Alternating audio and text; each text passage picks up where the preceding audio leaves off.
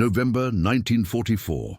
A transport lorry arrived at a British POW facility in Lancashire carrying 73 German women, most barely past 20 years of age. They had been told stories by their officers.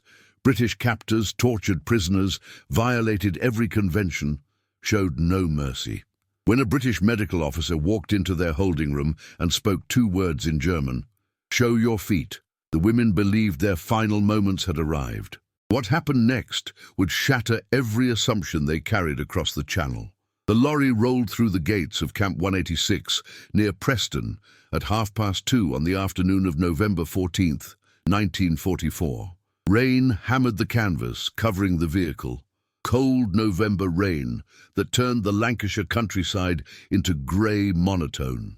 73 German women sat inside the transport, pressed shoulder to shoulder, their uniforms soaked through from the Channel crossing. Most were Luftwaffe auxiliaries, captured during the Allied advance through France. Some were barely 18 years old. Others were nurses taken from field hospitals. All of them were terrified beyond measure because they had been taught systematically, deliberately, to fear British captivity more than death itself. The propaganda had been relentless throughout their service. Training officers in Germany had described British interrogation techniques in graphic detail: electrocution, waterboarding, systematic beatings, deliberate starvation. They were told that British soldiers particularly despised German women in uniform, viewing them as violations of natural order. Newsreels had shown alleged footage of Allied brutality toward prisoners. Radio broadcasts detailed fabricated atrocities. The message was clear and consistent. Capture by British forces meant suffering beyond imagination, followed by execution. Better to die fighting than face what awaited in enemy hands. The women had believed it completely because they had no reason to doubt. The Reich's information apparatus had proven reliable on tactical matters. Why would it lie about treatment of prisoners? Some of the older women remembered stories from the Great War, tales of brutality that seemed to validate current warnings. The younger ones simply trusted their superiors, as they had been trained to do since childhood. When Allied forces overran their positions in France, many had considered suicide rather than surrender. Some had attempted it. Those who survived the capture process arrived in Britain, expecting hell. The lorry stopped. British guards opened the rear canvas. A female corporal in British Army uniform stood in the rain, her face expressionless. She spoke in serviceable German. "Out! Form 2 lines. Follow me." Her tone was neither cruel nor kind, simply procedural. The German women climbed down, their legs cramping after 8 hours of transport. They formed ragged lines in the mud, rain soaking through their already damp clothing. The British camps sprawled around them, rows of wooden huts, barbed wire fencing, watchtowers with guards carrying rifles. It looked exactly like the camps in propaganda films. They were marched to a large wooden building. Inside, the air was marginally warmer but still damp. The room smelled of disinfectant and wet wood. Benches lined the walls. The British corporal gestured for them to sit. They obeyed mechanically, eyes downcast, bodies tense. Some were crying silently. Others sat rigid with fear. They waited for what would come next, certain it would be terrible. The door opened again. A British officer entered, wearing medical insignia on his uniform. Major Thomas Whitfield, Royal Army Medical Corps, age 47, originally from Manchester. He had served in France during the Great War, seen the worst of Passchendaele, spent the interwar years as a general practitioner in working-class neighborhoods. He was tired beyond words in November 1944, worn down by 5 years of processing casualties, but he maintained the methodical professionalism that had defined his entire career. He carried a medical bag and a clipboard. He stood before the assembled women and spoke in German. His accent was atrocious, grammar imperfect but comprehensible. "I am medical officer. Need examine all prisoners. You been transport 8 hours from coast. Many days before that in temporary holding. Conditions poor. Need check health, infectious disease risk, standard procedure all prisoners. He paused, looking at the faces staring back at him with undisguised terror. He had seen that look before, in French civilians during the Great War who thought British soldiers would execute them. It disturbed him profoundly that these women clearly expected brutality. He consulted his clipboard and spoke again. First examination. Show your feet. The reaction was immediate and visceral. Several women began weeping openly. Others went rigid, faces drained of color. One young woman, barely 19, began hyperventilating. Another fainted, collapsing off the bench. The older women closed their eyes, some mouthing prayers. They had been warned this would begin with humiliation, that British interrogators used degradation as psychological weapon. Being ordered to remove boots and expose feet seemed to confirm everything they had been told. It was beginning. Major Whitfield stared at them in genuine confusion. He had given this instruction to thousands of prisoners, British, French, Canadian, American, Polish, and yes, German. It was standard medical protocol. Prolonged transport in wet boots caused trench foot, fungal infections, and frostbite. Examining feet was first priority with any transport of prisoners. Why were these women reacting as if he had threatened them with execution? The British corporal who had escorted them stepped forward and spoke quietly to Whitfield in English. "Sir, they think you're going to torture them. German propaganda told them we're barbarians. They're convinced this is the start of interrogation abuse." Whitfield's face showed rare emotion, anger mixed with profound sadness. He had spent 5 years saving lives, treating wounded regardless of nationality. He had personally treated captured German soldiers with the same care as British casualties. The idea that these women believed him capable of deliberate cruelty was deeply offensive and heartbreaking simultaneously. He set down his clipboard and spoke again in German, slowly and clearly. "No torture. This is medical examination. You have been in wet boots for many hours. Feet may be damaged. Infection risk.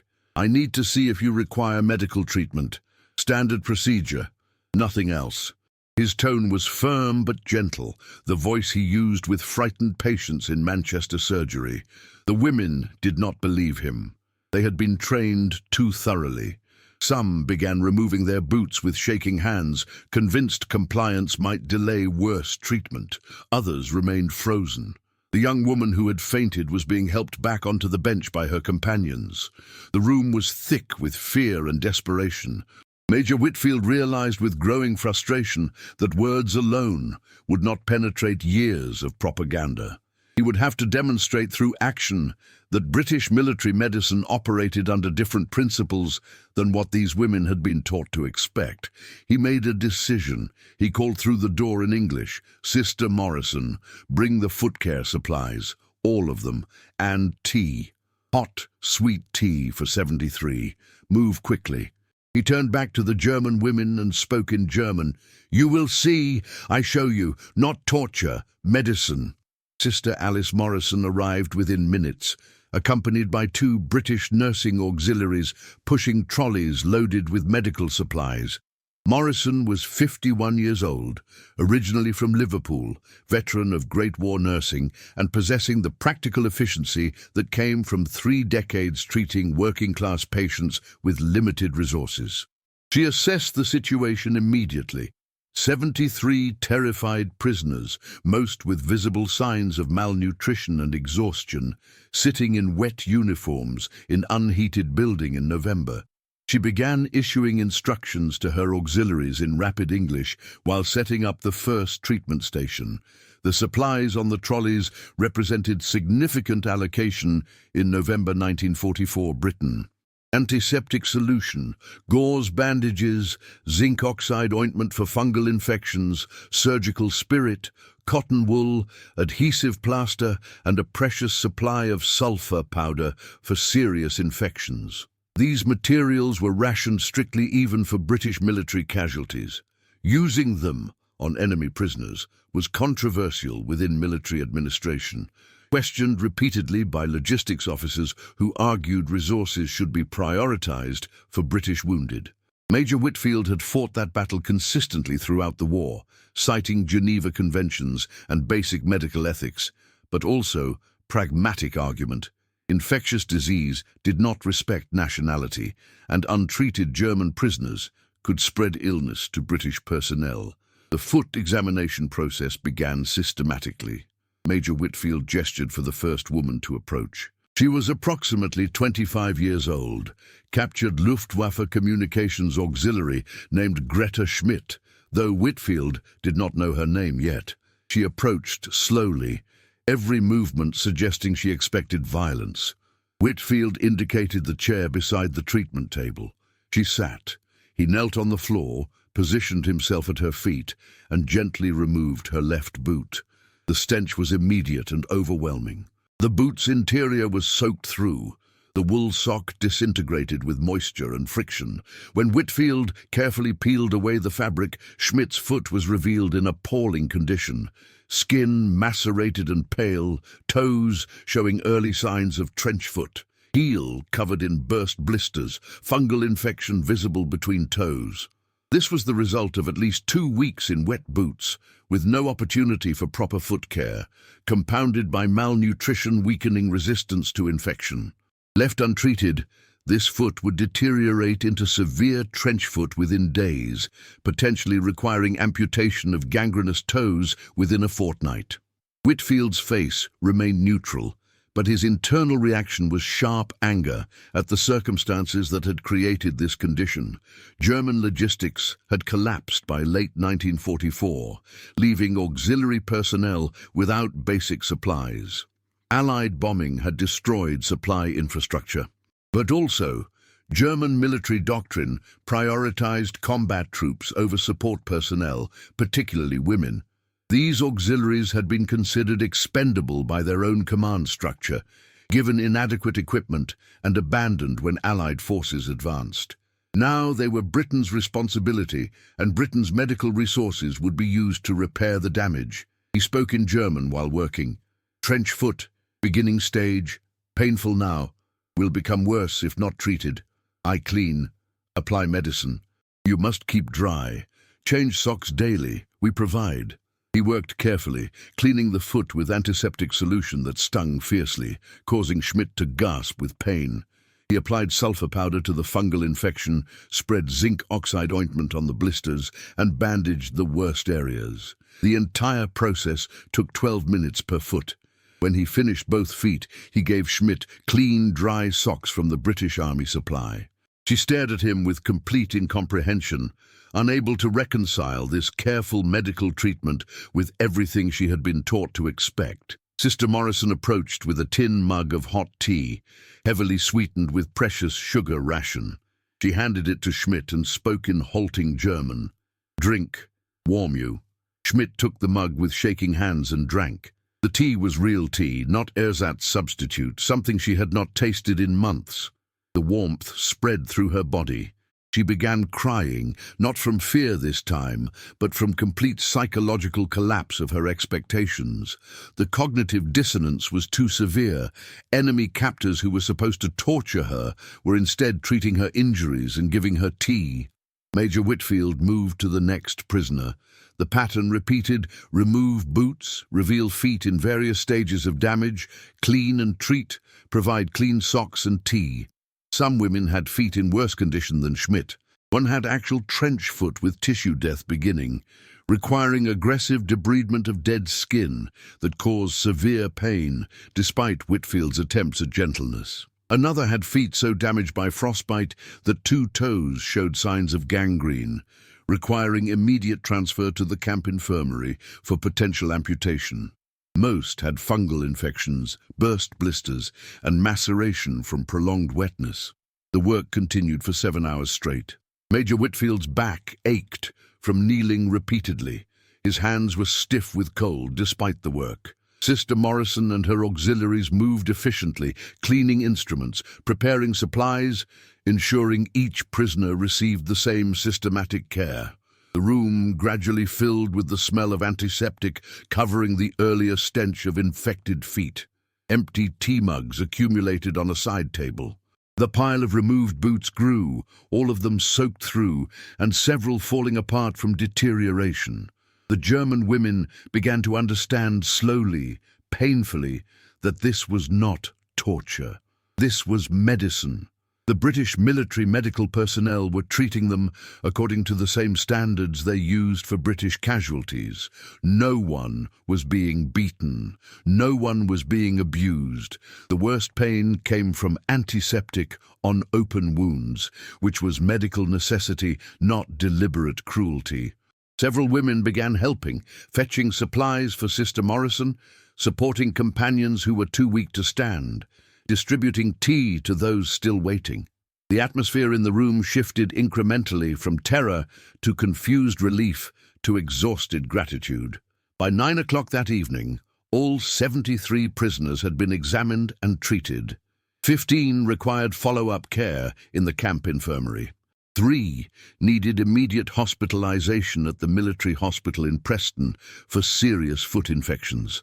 The remaining 55 were provided with clean socks, foot care instructions delivered in German by the British corporal who had studied the language at Manchester Grammar School before the war, and assigned to barracks that were unheated but dry and equipped with blankets from British Army stores.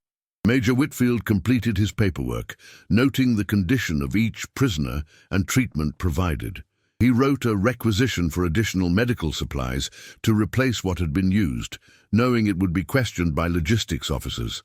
He wrote a separate report recommending improved transport conditions for future prisoner transfers to prevent similar foot injuries. Neither report would receive favorable response from higher command, but he wrote them anyway, because documentation was part of his duty. Sister Morrison approached him as he finished. She spoke quietly in English. "That was good work, Thomas. Those girls thought we were monsters. Now they know differently." Whitfield replied tiredly. "They should never have been taught to think we were monsters in the first place. What kind of military tells its own people that medical treatment is torture? What does that say about how they view medicine?" Morrison had no answer. They gathered their equipment and left the building, walking through the cold November night back to the medical facility, leaving the German prisoners in their barracks, trying to comprehend what had happened to them. Word spread through Camp 186 with remarkable speed. By morning of November 15th, every German prisoner in the facility knew what had happened to the 73 women. The camp held approximately 240 German POWs at that time: Luftwaffe ground crew, Wehrmacht logistics personnel, Kriegsmarine sailors captured from U-boats, and now the 73 women. The established prisoners had been in British custody for varying lengths, some for as long as 18 months. But the arrival of the women and their reaction to medical treatment created renewed discussion about the fundamental disconnect between German expectations and British reality. The established male prisoners had experienced their own versions of the same revelation. Captured Wehrmacht soldier named Hans Dietrich, originally from Hamburg, had been taken prisoner in Normandy in July 1944.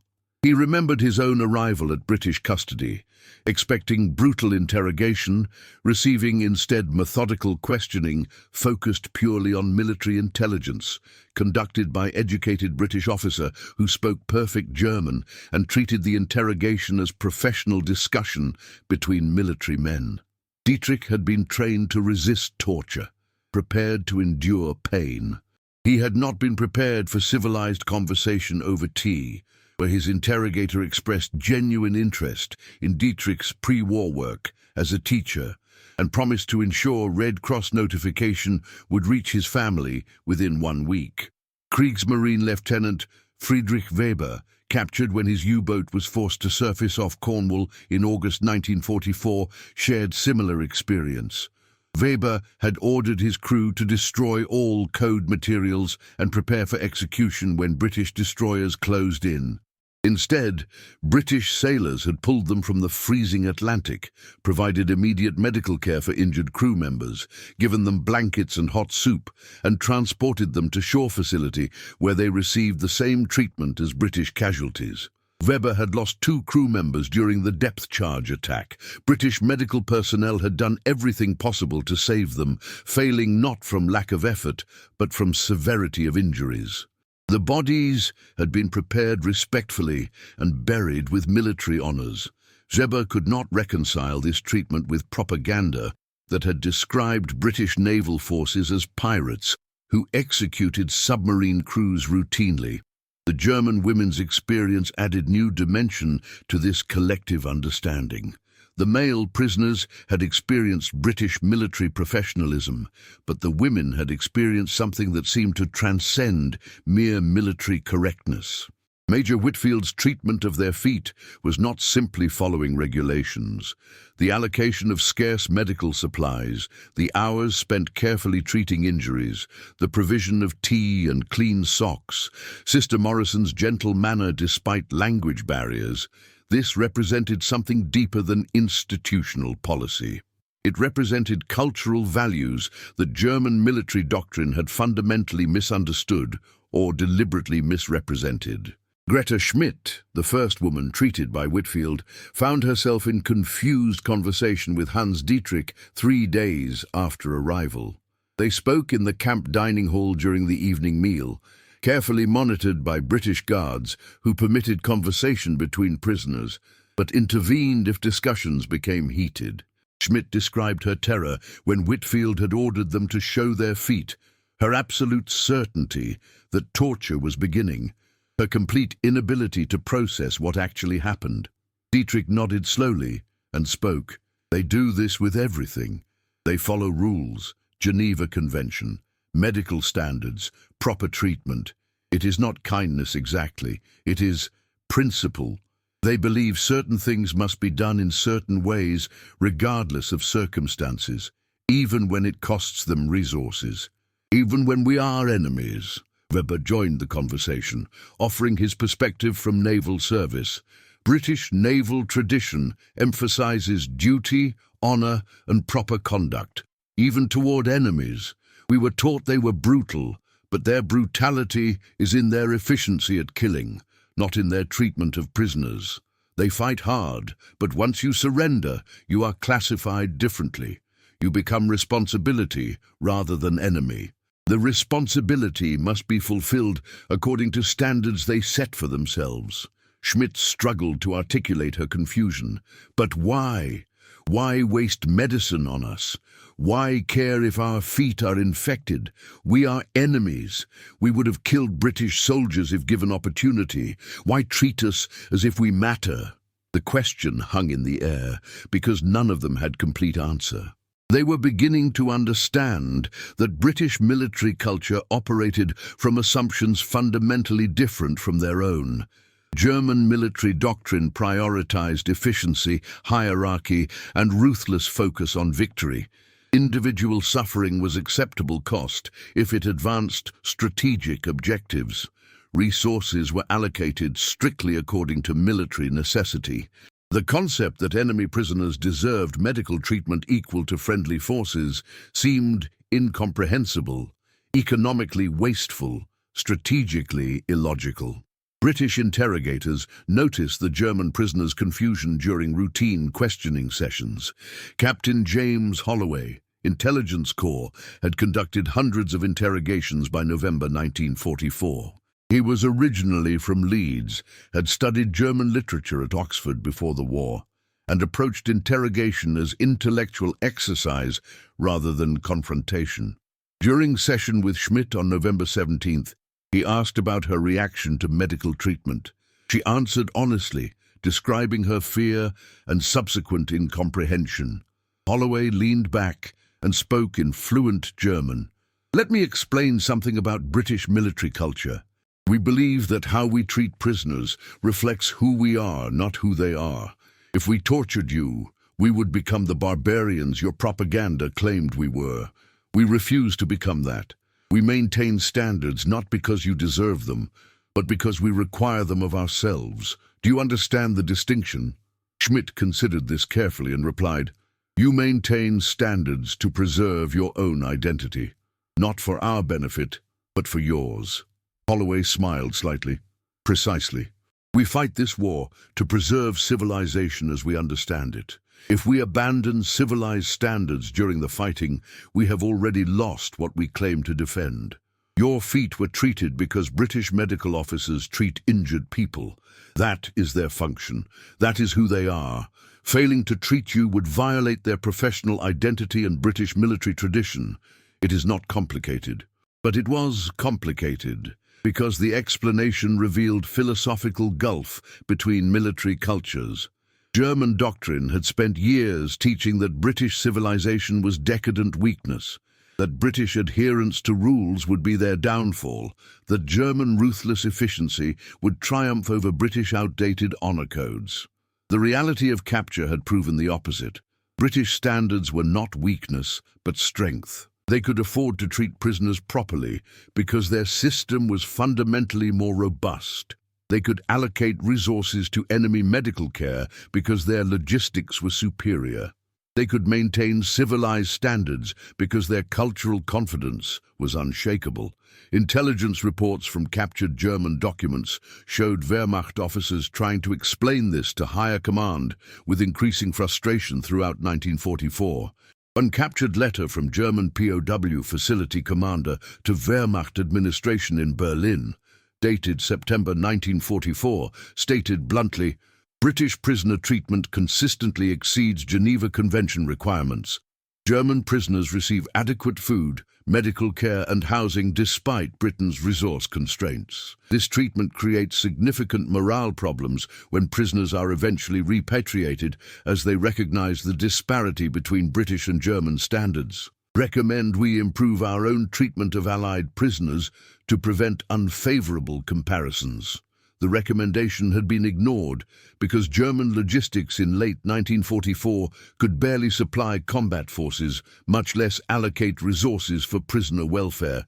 But the observation was accurate. German prisoners experiencing British captivity were undergoing profound psychological transformation, not through deliberate propaganda, but through simple exposure to different standards. When treatment contradicted everything they had been taught, they were forced to question other propaganda claims. If the British were not torturing prisoners, perhaps they were not the decadent weaklings German newsreels had portrayed. Perhaps German information sources had been unreliable on many topics. By late November, the 73 German women were integrated into camp routine. Their feet had healed under Major Whitfield's continued care. They worked in camp kitchens, laundry facilities, and administrative offices, performing labor that Geneva Conventions permitted. They received the same food as British guards, which was rationed but adequate. They wrote letters home through Red Cross, receiving responses confirming their families had been notified they were alive and safe. They attended religious services conducted by German Lutheran pastor, who was himself a prisoner, but allowed to minister to his compatriots. They existed in strange limbo of being enemies who were treated as humans, deserving basic dignity. The transformation in their understanding was visible to British personnel who interacted with them daily. The initial terror had faded completely. In its place was confusion still, but also grudging respect and eventual quiet gratitude. They had arrived expecting monsters. They had found instead professional military personnel who maintained standards even when it cost them resources and effort. The cognitive dissonance had been severe, but eventually reality had won. Camp 186 operated until March 1946, processing thousands of German prisoners through its facilities during the final months of the war and the chaotic period that followed. The 73 women remained in British custody through the entire period, eventually being repatriated to Germany in February 1946 aboard transport ships that returned them to Hamburg. By the time they boarded those ships, they carried understanding that would influence their perspectives for the remainder of their lives. Military conflict did not require abandonment of human decency. Enemy status did not eliminate human dignity, and cultural values mattered even under extreme circumstances. Greta Schmidt returned to her family home in Frankfurt to find the city devastated by Allied bombing. Her father had been killed during air raid in February 1945. Her mother and younger sister had survived by sheltering in cellar. The family had lost everything material, home destroyed, possessions burned, financial savings worthless in collapsed German economy. Schmidt's experience in British captivity became one of few sources of hope during the desperate immediate post-war years. She told her family and neighbors about the medical treatment, the tea, the clean socks provided when German command had abandoned them. She told them about British guards who were firm but professional, about camp administration that followed rules consistently, about intelligence officers who conducted interrogations with civilized restraint. Her testimony was repeated by thousands of returning prisoners whose experiences contradicted wartime propaganda. This created significant impact on German post-war psychology and eventual reconciliation with Western allies. When German civilians heard consistently from returning prisoners that British and American captivity had been marked by basic decency and adherence to rules, it undermined residual propaganda narratives and created foundation for eventual democratic reconstruction. The contrast with Soviet treatment of German prisoners on Eastern Front, where conditions were brutal and death rates catastrophic, reinforced the lesson that Western Allied standards represented genuine cultural difference. Major Thomas Whitfield continued his medical service through the end of the war and demobilization period, eventually returning to Manchester General Practice in August 1946. He never spoke publicly about his wartime service, considering it simply duty performed. His treatment of the 73 German women was recorded in military medical logs, but received no particular recognition because it represented standard procedure rather than exceptional action. To Whitfield, that was precisely the point. Treating prisoners medically was standard procedure, not heroic exception. The fact that German prisoners found it remarkable reflected poorly on their own military culture, not impressively on British standards. Sister Alice Morrison returned to Liverpool nursing, working in understaffed NHS hospitals until her retirement in 1961. She occasionally told the story of the German women's fear when ordered to show their feet, using it to illustrate how propaganda distorts perception and how professional conduct can transform understanding. In her telling, the story became parable about the importance of maintaining standards even when others expect you to abandon them, about how civilized behavior reflects on the actor rather than the recipient. The records of Camp 186 were declassified gradually during the 1970s and 1980s, becoming available to researchers studying British prisoner of war operations during the Second World War. Historians analyzing the camp's operation noted its efficiency, low mortality rate, absence of serious incidents, and eventual positive testimony from former prisoners. The foot care incident appeared in several academic papers as example of how proper medical treatment served multiple functions: fulfilling Geneva Convention obligations, preventing infectious disease spread, maintaining British military standards, and undermining enemy propaganda simultaneously. It was good policy precisely because it was good practice. Several of the 73 women maintained correspondence with British personnel after repatriation. Greta Schmidt wrote to Major Whitfield in 1947, thanking him for treatment that had saved her from amputation and describing her efforts to rebuild life in shattered post-war Germany. Whitfield replied politely, expressing hope for her recovery and German reconstruction. The correspondence continued sporadically until Whitfield's death in 1968, never extensive, but representing human connection that transcended former enemy status. The broader legacy extended beyond individual lives. British prisoner of war policy during the Second World War established standards that influenced Geneva Convention revisions in 1949, strengthening protections for prisoners and emphasizing medical care obligations. British documentation provided evidence that proper prisoner treatment was militarily feasible even under resource constraints, countering arguments that wartime necessity justified abandoning standards.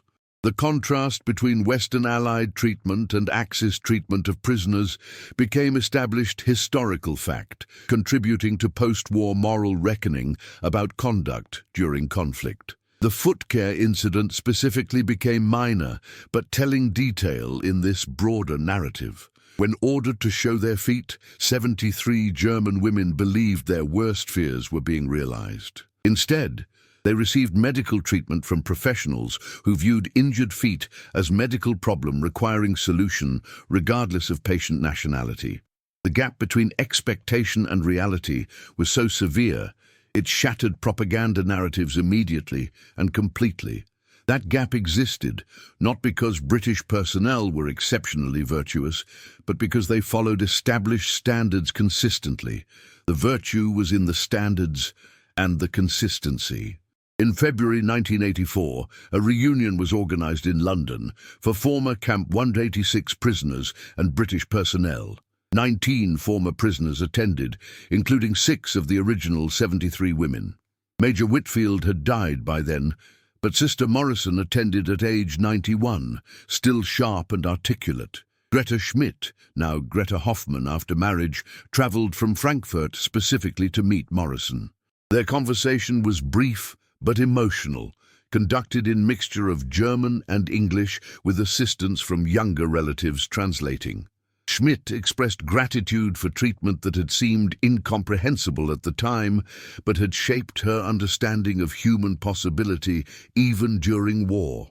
Morrison replied with characteristic Liverpool practicality.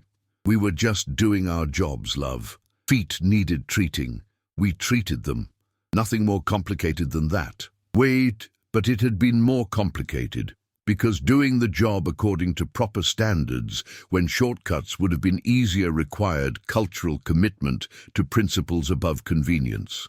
British military medicine in November 1944 operated under severe resource constraints.